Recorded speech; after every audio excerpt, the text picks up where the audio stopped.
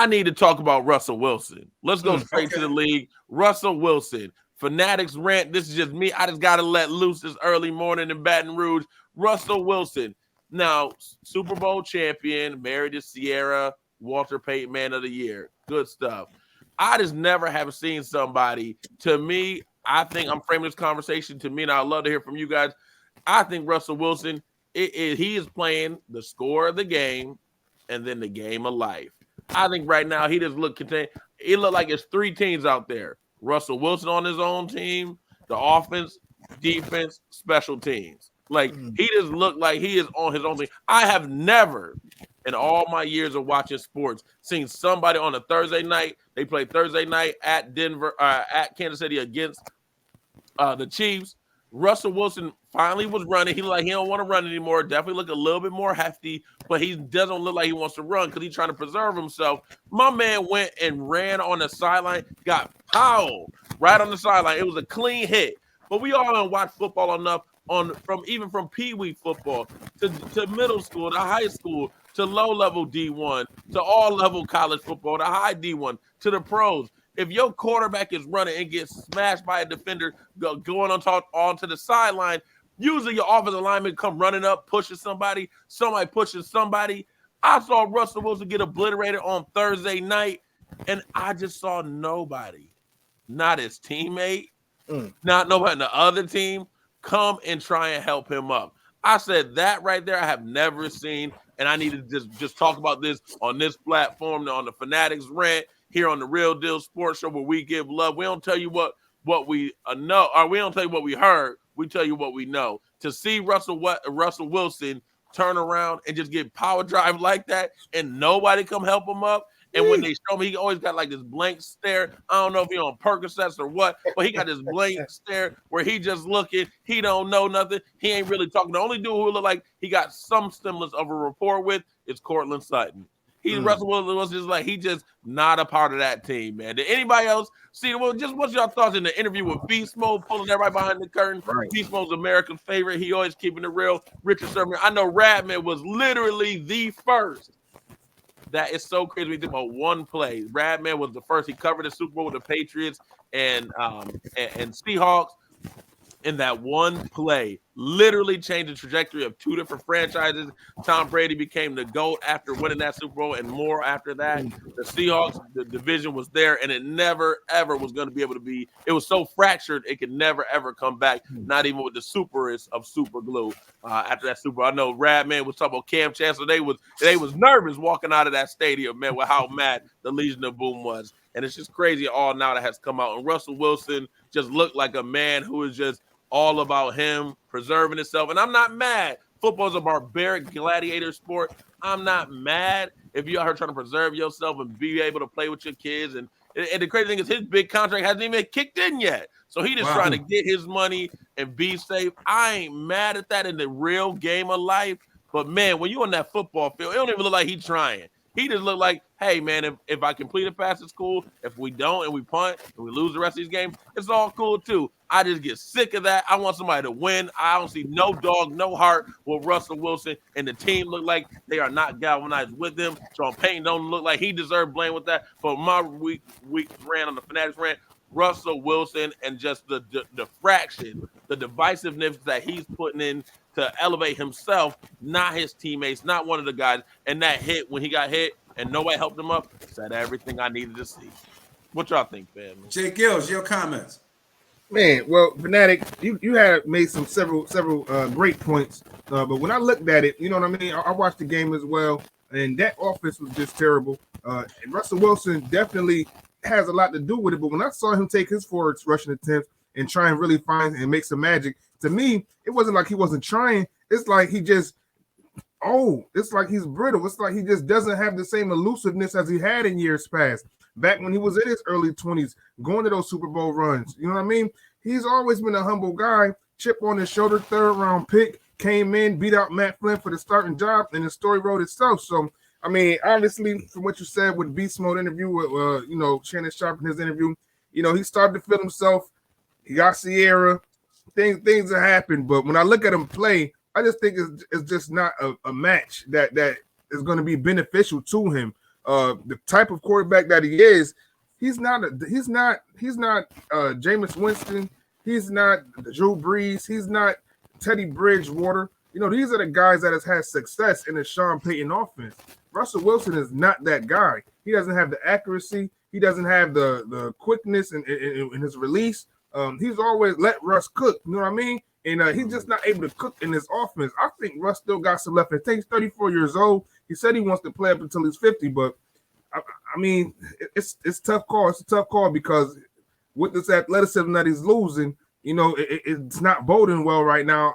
He clearly needs to get out of there. And yeah, I think it's more so Sean Payton not being able to utilize Russ as we've known him to be utilized.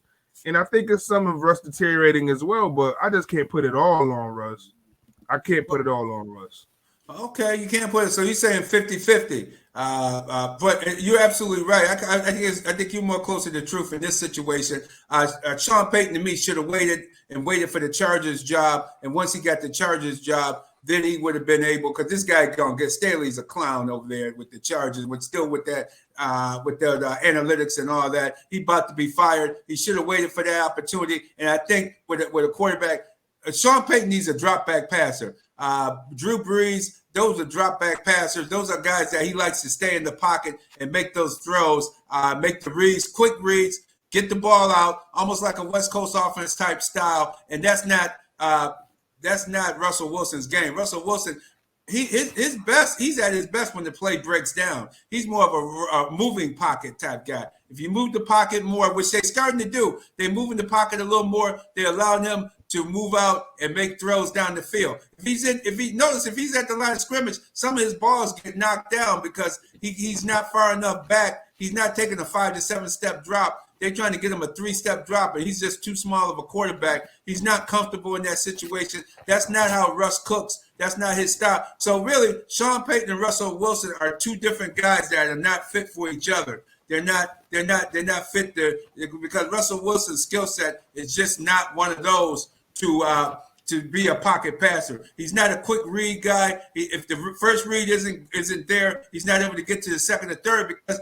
it's hard for him to see over the line of scrimmage. He's a rollout guy. Give him moving pocket. Keep rolling him out if they're going to have any success. Because you notice once he started rolling out, making some plays, then he got some time in the pocket. He was able to throw a beautiful touchdown pass to the back shoulder of that wide receiver who made a great catch in the end zone to score some points in that game. And yeah, I did have the points, and I hope you had points too, because I want somebody on that game too. Yes, indeed. But he threw that ball, nice catch, touchdown. And then, but when we saw, I was shocked when I saw Russell Wilson get knocked down hard out of bounds, and no one from the Denver Broncos offense went over to help him up or even went to go see if he was okay. That says a lot, speaks volumes about his attitude, how he handles himself off the field. And I think when you heard Marshawn Lynch talking a couple of weeks ago about how they lost that game and what people have said, remember the key thing Marshawn Lynch said, we were at that game. We got to see a lot of that breakdown. So that's why we were able to know that was the last game for the Legion of Boom and the last game for the Seattle Seahawks to be considered champions and going after a championship. They were done. They were done with everything. But remember what Marshawn said in the interview? He said when they were walking up the field after the interception, he said he was walking up over toward Russell Wilson, and Russell Wilson said, "Oh, all right, we'll get him next time." Yeah. He said, "We'll get him next time." The guy said, he looked at him like, "What?" He said, "We'll get him next time." So him to say something like that, or not even be cussing, or not even be saying, "Hey man, I messed up, man. I messed up bad, man. We'll get him next time." Man, I might have beat his behind right there on the field, man. We might have been pulling me off of him, man. I said, you throw a dumb interception like that instead of handing the ball up, instead of changing the call, say, no, we're not gonna pass it. Hey, Marshawn, we're gonna give it to you. I'm gonna pitch it to you, and you can run straight to the outside. What do you want to do? Go up the middle? We're gonna push it in on them because the New England defensive line was tired. Man, they had their hands on their hips. We up there in the crowd. Look and said, damn, look how tired New England is, man. They got their hands on their hips. Just run the ball up the middle. Marshawn probably would have walked in. Seattle would have been game, set, match. They would have been champions for 2 years in a row. But that guy talking about, oh, we get him next time. So I think he's showing that same attitude that he don't give a damn about winning, and the players feel that. and the players can't stand him because he's not an all-out guy talking about what he's going to do. He won't bleed for the team. He won't take the extra hit. He won't do whatever it takes to win. He's not a winner in that sense. He wants to win when it's on his terms and so forth. So he's a guy that's why you don't hear nobody. And you notice, nobody's taking up for Russell Wilson in all these years. You don't hear nobody saying anything about him. One guy wanted to punch him in the face with that. Percy Harvin tried to off him and end up offing another guy in the locker room. You know, that team was a crazy team, man. Yeah. Earl Thomas with his wild self, man. Oh, man. Pete Carroll had all those guys, man. Cam Chancellor. KJ Wright. We're talking about the team. I'm just saying, it's other guys on the team right now who are getting smoked too. I mean, I'm not sure if y'all heard about the Jerry Jeudy comments with him and Steve Smith going at it. Yeah. So it's other guys in there right now who are not showing the tenacity, not showing the character that you need in an NFL franchise. So we can't put it all on Russ. It has to go on Sean Payton. It's about the culture of the team, the culture of that locker room. And right now it's in shambles. That starts with the quarterback, but it starts with the coach too. Yeah, definitely. What did Jeudy say? What did Jeudy say? Well, Steve Smith called it what it is.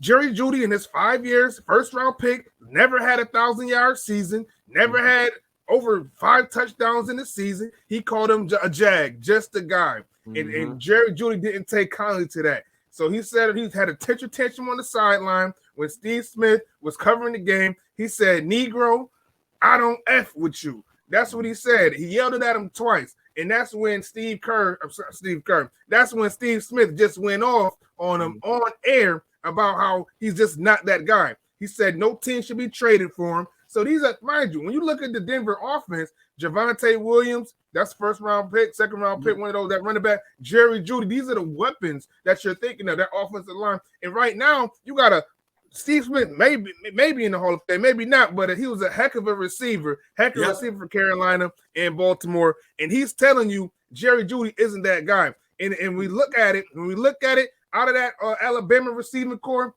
he hasn't produced like a Calvin Ridley, like a Julio Jones, like a Jalen Waddle. You know what I mean? Yeah. These guys out of Alabama has produced. He's on the Henry Ruggs spectrum, and I'm sorry to say it like that, but I mean, I'm just saying, man, he hasn't produced. He hasn't produced, and who knows if he? I mean, you blaming Russell Wilson. I mean, he should be able to galvanize his guys as a Super Bowl champion. But when you got guys like that, Jeudy ain't listening to nobody, man. He's going rogue. Yeah. So that's the type of culture that's living in the Denver Broncos locker room. So I mean, we can blame Russ, but it starts with the coaching. They brought that man in there. They paid him his money, and he has to fix it. And he hasn't done a good job at all, man. Nothing. Man, J-GILLZ, you are right on it, my brother, as you always are. And I want to be clear. I'm not putting this all on the seat of Russell Wilson. I am not. It definitely, Sean Payton, and really that defense now, they played well against Kansas City. They were horrible the first 4 weeks. They played well yesterday. So it wasn't the defense fault. Sean Payton bears some of this as well. I'm just saying, when you the Super Bowl champ, and I just have, again, from the interviews, from what Radman said, from what other people in the NFL that we know have kind of said behind the curtain about Russell Wilson, now to me it's the ultimate kind of fruition where you can see him in a struggling situation.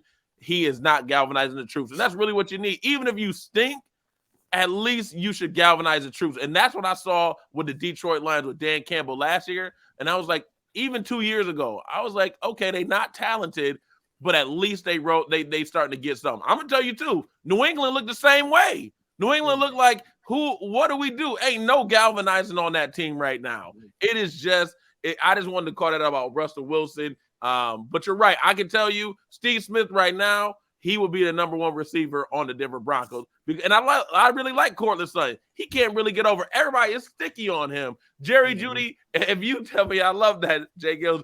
If you tell me you on the Henry Ruggs spectrum, you don't never want to be there, man. And that's where Jerry Jeudy is. My man, stay in the shop, can't get open. Truly, they are bereft of weapons, but that's why it's even more, to me, almost deplorable in the fact of Russell Wilson's big mega deal hasn't even kicked in yet. Russell Wilson would need it to be, with all the money I'm about to make, I'm going to make it work for having only one good receiver, because I'm really taking the salary of me, an offensive lineman, solid offensive lineman, and a solid number 2, number 3 receiver. He can't even do his own job. So, and then next year it's only about to get worse, man. His dead cap numbers are insane, even if they try and cut him, and nobody would trade for him. So I'm not saying it's all on Russell Wilson, but I just see as a Super Bowl champion as somebody who should be galvanizing the troops. Yes, it should be the coach galvanizing the troops, but we all know players win games, and it's the players who need to galvanize the troops. And I feel like he's not only not galvanizing the troops, he is creating a fraction to make it worse and worse, and people come farther and farther apart. So, Fanatic, you just described Sean Payton, Super Bowl champion, supposed to be galvanizing the troops, and is not being able to do it. So it's twofold. It's twofold.